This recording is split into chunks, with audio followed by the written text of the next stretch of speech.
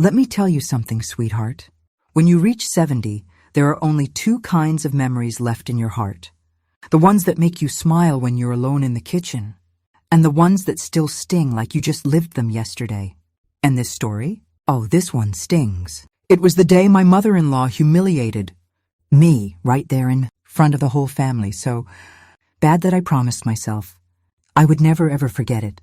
But before you judge her or me or any of us, let me take you back to when I was young, freshly married, full of silly hopes and big dreams. Back to the day everything changed. I was only 22 then. My name was Marjorie Bennett, though everyone called me Maggie. My husband, Daniel Lawson, was the tall, quiet type, handsome enough that the whole town stared when he walked by. I loved him. Oh, heavens, I loved him. But the Lawson family? Well, that was a different story. His mother, Evelyn Lawson, ran that household like a queen, ruling a kingdom that never questioned her. She was the kind of woman who could walk into a room and make the curtains straighten themselves out of fear. The first time she met me, she smiled and said, "Pretty girls rarely make steady wives." That was the smile that fooled everyone. Not me, not after that day. One Sunday afternoon, right before Thanksgiving, we received a letter, an actual handwritten letter, from Evelyn. She invited us to a big family dinner, and when Evelyn invited you, it wasn't really an invitation. It was a summons. Daniel kissed my forehead and said, "Don't worry, Mom's just particular. Darling, a thunderstorm is particular. A tornado is particular." Evelyn was a full natural disaster wrapped in pearls. Still, I wanted to make a good impression. So I baked a peach cobbler using my mama's recipe, the one that had won second prize at the county fair 3 years in a row. I ironed my best dress. I practiced small talk in the mirror like a schoolgirl. If only I had known what was waiting for me in that house. When we arrived at the Lawson estate, yes, estate, everyone was already there. Daniel's sisters, Clara and Janine, were laughing in the living room. His uncles were drinking whiskey. Kids were running under the table like wild rabbits. And then came Evelyn. She swept into the room like a gust of cold winter wind. "Daniel, dear," she said, kissing his cheek. Then she turned to me, paused, looked me up and down and said, "Oh, you came." I tried to stay calm. I handed her the peach cobbler. "I made this for the family," I said with a smile. She stared at it. Then she stared at me. "Oh, sweetie, how thoughtful. I hope it's at least edible." And before I could respond, she handed it off to a housemaid, like it was something she needed to dispose of discreetly. Everyone chuckled except Daniel. That was the first cut, but not the one I never forgot. Dinner began beautifully. The table was filled with everything: roast turkey, green beans, buttered rolls, mashed potatoes. Everyone talked loudly and happily, and for a moment, just a moment, I thought maybe the night would turn out all right. But Evelyn had other plans. Halfway through dinner, she lifted her glass and clinked it with her spoon. "Everyone," she said, "I'd like to make a small announcement." The room quieted. My stomach tightened. She smiled, one of those smiles that makes you feel cold even in a warm room. "We have a new member of the family, as you all know. Daniel's little wife, Maggie." The words "little wife" slid out of her mouth like an insult wearing a dress. "I think we should welcome her properly," Evelyn continued. "So Maggie, dear, why don't you tell everyone what you bring to this family?" The room froze. My heart stopped. "What I bring?" I whispered. "Yes," she said sweetly. "Some wives bring talent. Some bring education. Some bring status. Some bring beauty until it fades." She chuckled. "So you tell us. What do you bring?" People shifted in their chairs. Someone coughed. Someone else whispered, "Oh no." I looked at Daniel. He looked terrified. And me? I felt small. So small I could have folded into a spoon. I opened my mouth, but nothing came out. Nothing. Then Evelyn leaned back and said loudly, "Well then, I suppose the silence answers the question." Laughter rippled through the table, quiet, nervous, but loud enough. I wanted to run. I wanted to cry. But I sat there, frozen, burned into memory. That was the day I swore I would never forget. After dinner, I slipped outside to breathe. The cold air felt like freedom. I stood under the porch light, trying not to cry, when I heard footsteps. It was Grandpa Lawson, Daniel's father, quiet, steady, kind. He placed a gentle hand on my shoulder. "Don't let her break you," he said softly. "She broke Daniel's first girlfriend. She broke Janine's confidence. Don't let her break you." I swallowed hard. "I wanted to be part of this family." "You are," he said. "But you don't need Evelyn's permission for that." He handed me the peach cobbler untouched. "She told the maid to throw it away," he whispered. "So I rescued it. I think it looks delicious." And right there, under the porch lights, he took a bite. Then another. He grinned. "Oh my, that woman has no idea what good food is." I laughed for the first time that night. And in that moment, I realized some people try to make you small because they're afraid of how bright you might shine. Now, sweetheart, life has a funny way of balancing scales. Evelyn eventually got older, softer, and life humbled her in ways I never needed to. She never apologized, not really, but she changed. And over the years, I became the heart of the Lawson family. My peach cobbler? It's now the dish everyone asks for at every gathering. But I never forgot that night. Not because of the humiliation, but because it was the night I realized who I was. A woman stronger than Evelyn Lawson ever imagined. And now, at 70 years old, when I tell this story, I don't tell it with bitterness. I tell it so women like you remember this. Never let anyone, mother-in-law or otherwise, decide your worth. You decide that yourself. And oh, darling, you are worth a whole lot more than their opinions. Daniel drove in silence. I didn't blame him. I could see the shame hanging on his shoulders. Finally, he whispered, "I should have stood up for you." I patted his hand. "You're still learning how to be a husband, dear." "I'm still learning how to be a wife," he cried that night. Not because of his mother, but because he realized he was losing his wife's smile.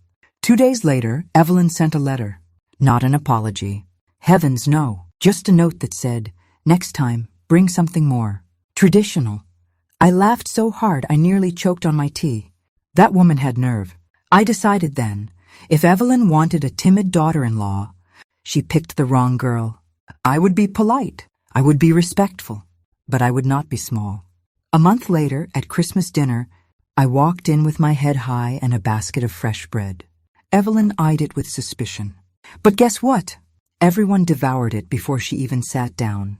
She didn't say a word, but the look she gave me? Priceless. When my daughter Lydia was born, everything changed. Evelyn wanted control, of course, but I held my baby girl and whispered, "No one decides your worth, sweetheart. Not even your grandma." To my surprise, Evelyn cried the first time she held Lydia, not a dainty tear. A real, shaking, vulnerable cry. It was the first time I saw her humanity. I didn't forget the past, but I loosened my grip on the anger. Just a bit. Clara and Janine warmed up to me quickly. Turns out they weren't mean, just afraid of crossing their mother. One day Clara whispered, "You survived her longest out of all of us." We laughed like schoolgirls. Bless his soul. My Daniel finally learned to say no. The first time he told Evelyn, "Mom, let Maggie speak," I nearly fainted. Progress is slow, sugar, but it comes. I started a garden behind our house, a small patch of dirt, but mine. It became the place where I sorted my thoughts, where I reminded myself who I was. Evelyn once said, "You'll never grow anything there. Soil's too rocky." The next spring, I handed her a basket of my tomatoes. She never questioned my gardening again. One Thanksgiving, 3 years after that incident, Evelyn invited us over again. But this time she said, "Bring your cobbler. The children like it." It wasn't an apology, but it was a surrender. After that, she asked for it every year. Chapter by chapter, the story of that humiliation began to soften. Not disappear, but soften. When Daniel lost his job, it nearly broke us. Money was tight. Food was tight. Hope was tight. Surprisingly, the person who helped most was Evelyn. She came with groceries and envelopes of cash, pretending not to hear my protests. I learned then, Complicated people often love in complicated ways. I helped Janine plan her wedding, even though Evelyn tried to command every detail. When Janine finally yelled, "Mom, let Maggie handle it," I almost danced a jig. Evelyn's husband, sweet Grandpa Lawson, passed quietly in his sleep. At the funeral, she held on to me like a child. And despite everything, I held her back. That's the day she started treating me differently. 2 months later, Evelyn visited unannounced. She stood in my kitchen, stared at her hands, and said, "I was hard on you because I thought no one would be good enough for my son. But you were better than I expected. Not perfect, not poetic, but the closest thing to an apology she ever gave. Life got easier after that. Not perfect. We still clashed like goats sometimes, but with less venom. I taught my daughter how to speak up, how to stand tall, how to love without losing herself, mostly because I wished someone had taught me the same. Our son Henry arrived 5 years later. Evelyn adored him, but I noticed something. She never tried to undermine me as a mother again. Oh, those days were chaos. Sticky fingerprints on walls, missing socks, crumbs everywhere. But they were the happiest years of my life. Even Evelyn smiled more during that time. Clara and Janine became some of my closest friends. They told me stories of their mother's harshness from childhood. And suddenly, I understood her more. Not forgiven yet, but understood. One Easter, Evelyn tried to reorganize my kitchen while I was cooking. For the first time ever, I said, "Evelyn, leave things where they are. This is my home." She blinked, then nodded. Victory. Evelyn cried like Lydia had won an Oscar.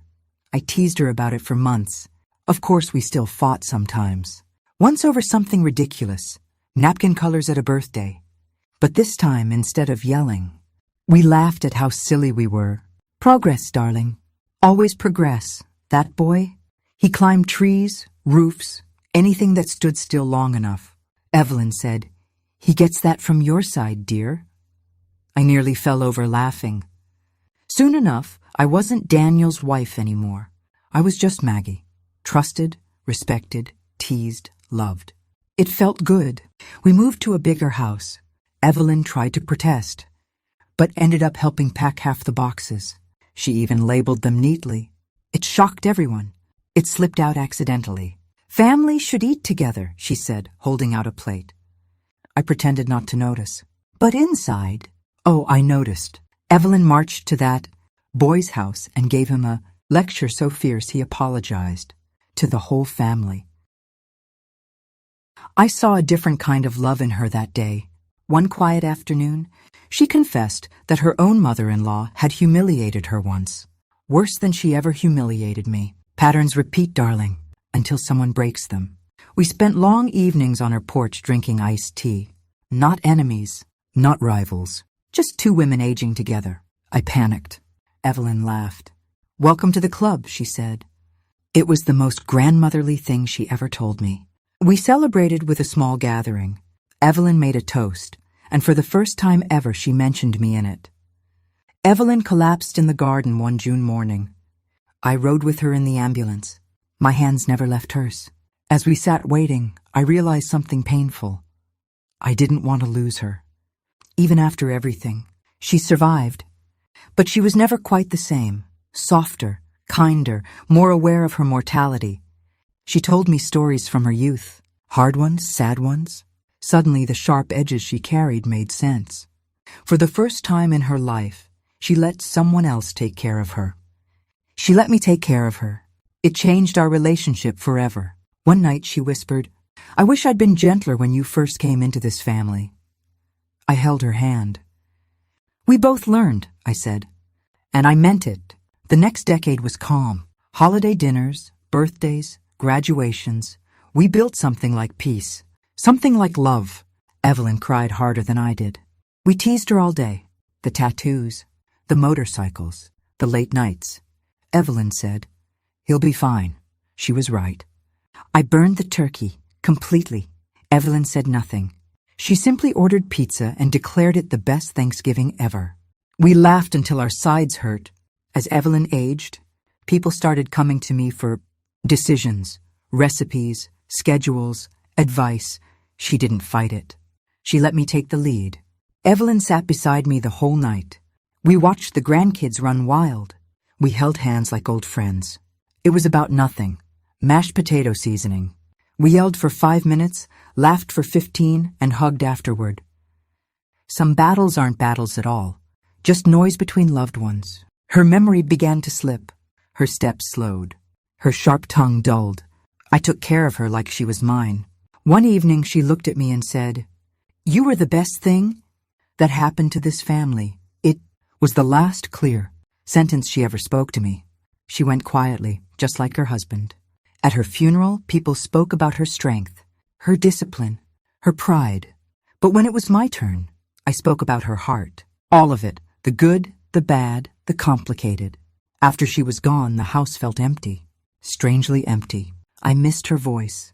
Even the bossy parts. Grief is funny that way. When I finally forgave her completely, the memory of that humiliation changed shape.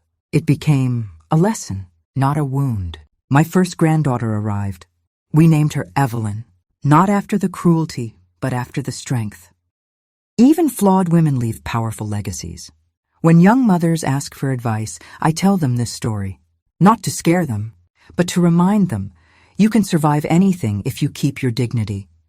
My home became the new family center. Holiday dinners, birthdays, sleepovers. Evelyn's spirit lingered. In a gentler way. With age, Daniel grew into his own mother's qualities, but softened by mine. It made a beautiful blend.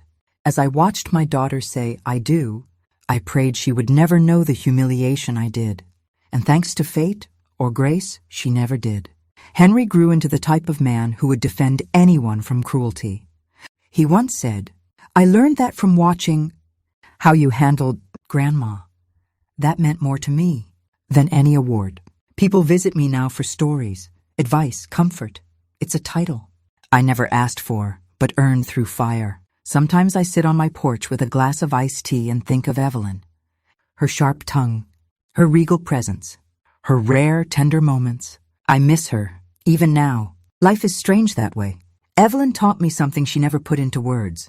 The strongest women are often the ones who were never shown tenderness. And those women can hurt others without meaning to. But they can also learn, evolve, soften, if they're willing.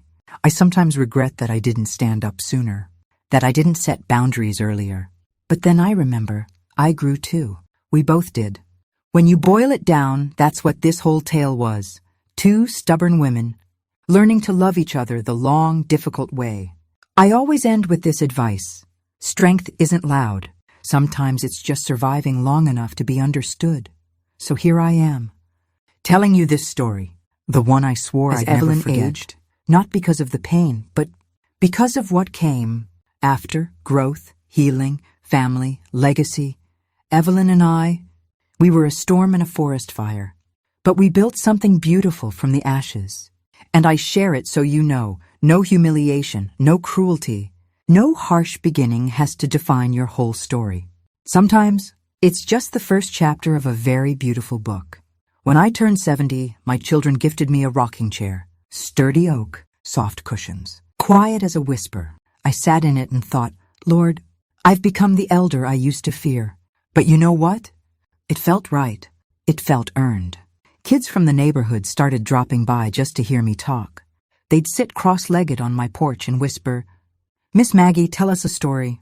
Became the unofficial grandmother of Maplewood Lane, and I loved every minute of it. One day, my granddaughter Evelyn asked me to teach her how to make the peach cobbler. I looked at her sweet face and thought, life really does come full circle. We baked together, flour everywhere, and I realized that recipes aren't just food. They're history, memory, legacy. While cleaning out Evelyn's old desk, I found a letter she had written years before she passed. It said, "Maggie is stronger than I ever was. I hope one day she'll see. I only wanted to protect my son, but I didn't know how."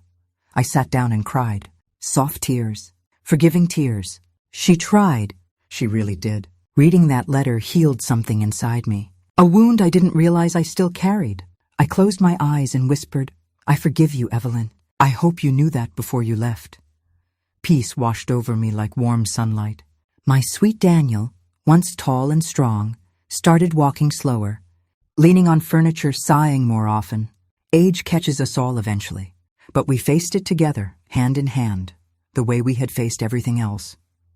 One evening, Lydia called me in tears. "Mom, how did you stay strong when people underestimated you?" I smiled, rocking gently. "Oh, honey, you don't stay strong. You become strong. One hard moment at a time. Henry visits me twice a week, sometimes for chores, mostly to make sure I'm still alive. I tell him, 'I'm not fragile, boy.' But secretly, I adore that he cares so much. My sisters-in-law, Clara and Janine, organized a reunion at my house. Dozens came, laughs everywhere. And for a moment, I looked around and thought, good heavens. This is my family, and I helped shape it. The power failed during a storm. The whole family gathered in my living room with candles and blankets. We told stories, we sang, we played charades in the dark. It felt like stepping back in time to a simpler, sweeter world. For my 71st birthday, I asked for only one thing. No fuss, just time. So we sat together, all of us eating soup, telling memories, sharing warmth. Simple, perfect. My teenage grandchildren argued loudly about something ridiculous. So I said, disagreements don't ruin families. Silence does. They went quiet and hugged each other. Sometimes wisdom fits in a single sentence. A favorite vase of mine, a gift from Grandpa Lawson, slipped and shattered. I gasped. But my youngest grandson said, "Grandma, it's just a thing. Not a memory, smart boy." Too smart? I visited the Lawson estate, now owned by Clara, for the first time in years.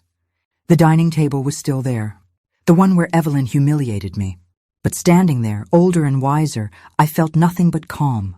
That moment no longer owned me. I owned it. For a while, age had weighed on Daniel, but that summer, something changed. He laughed loudly again. The same laugh I fell in love with. It was like hearing music I'd forgotten existed. My knees taught me a harsh truth. Bones age faster than pride. So I bought a cane, a beautiful one, carved with swirling vines. If aging is unavoidable, might as well do it stylishly. A newlywed couple moved beside us. They fought often, growing pains. One day the wife asked me, "How do we make a marriage last?" I answered, "You don't win battles. You win years," she cried and hugged me. I dusted off my old record player and danced in the living room like I was 20 again. Daniel watched, smiling. "Still got your spark," he said. Well, I try. I started writing a journal. Not for anyone else, just to remember my own heart. Some stories fade if you don't catch them on paper. Lydia had a health scare, one of those sudden, terrifying calls no mother wants. I stayed by her side for every test. She recovered fully, but it reminded me how fragile all our moments are. We took a giant photo, 32 of us, squeezed together. As the camera clicked, I realized I was the oldest one there. And somehow, the glue holding everyone in place. The pastor leaning on furniture, sighing Maggie, more often. "You've become the compass of this family." I laughed. "I'm just loud, dear." But inside, I felt proud. Clara brought me a box filled with Evelyn's last possessions. Inside was a handkerchief embroidered with my name. I pressed it to my heart. She thought of me, even then. At a summer fair, I taught a cooking class. People lined up for my peach cobbler. I told them, "This recipe has survived storms, literal and emotional." They laughed. They didn't know how true it was. I wrote one simple sentence. "You were stronger than you knew, and softer than they deserved." That letter healed something in me I didn't know was still bruised. When the first great-grandchild was born, I held her tiny hand and whispered, "You won't know me long, sweetheart, but you'll feel me forever." Family is like that. It lingers. I replanted my garden, the same one charades in the dark would never grow. At 70, I still proved her wrong. Tomatoes, squash, herbs, sunflowers. Life blooms where love tends it. On our 50th anniversary, Daniel said, "You've made my life richer than I ever dared imagine." Held his face and replied, "We built it together, darling. Every messy, magical piece of it. When people remember me, I don't want them to focus on the humiliations, nor the storms, nor the arguments. I want them to remember that I always chose love, even when it was hard. Especially when it was hard. And now, as I sit in my rocking chair, watching the sun set through the porch window, I think of Evelyn. The woman who wounded me. The woman who loved me. The woman who shaped me in ways neither of us expected. Life is rarely simple, darling. People are rarely one thing. But if you grow, forgive, and keep moving forward, you'll find beauty even in the chapters that once hurt the most. But standing there, older and wiser, how humiliation I felt nothing but calm, how pain became legacy, and how a stubborn young girl became the heart of a family she once feared she'd never belong to.